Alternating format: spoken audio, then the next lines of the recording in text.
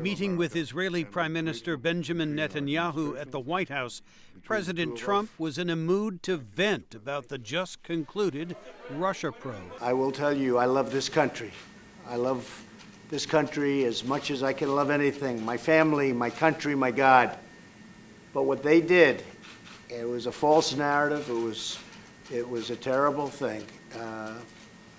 We can never let this happen to another president again. Despite his irritation, Trump will likely be taking some victory laps this week after the special counsel investigation led by Robert Mueller found no evidence of collusion between Russia and the 2016 Trump campaign, including the president himself.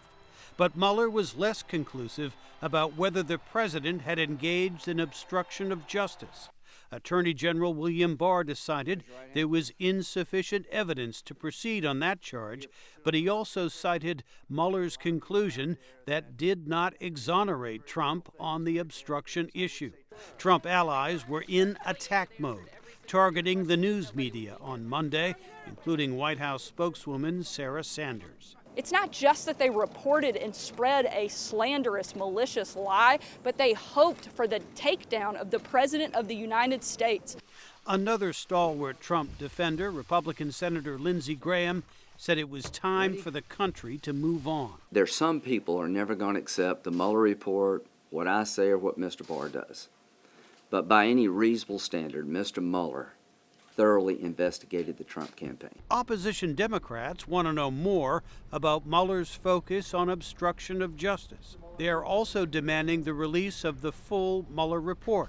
House Judiciary Committee Chairman Gerald Nadler. His conclusions raise more questions than the answer, given the fact that Mueller uncovered evidence that, in his own words, does not exonerate the president. Mueller's decision not to offer an opinion on obstruction is significant, says former federal prosecutor Preet Bharara. It was a very close case, but Mueller decided not to make a determination about whether or not a charge could be brought.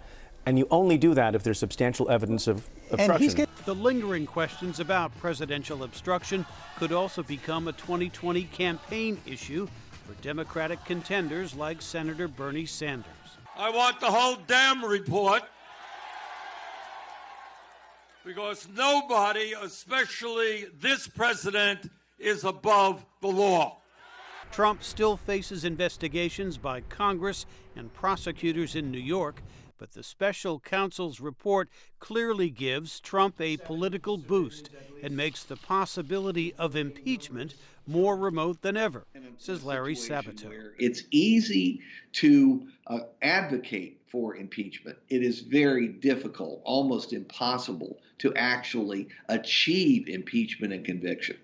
Trump is now counting on a political boost from the Mueller report as he moves into campaign mode ahead of his re-election effort next year. Jim Malone, VOA News, Washington.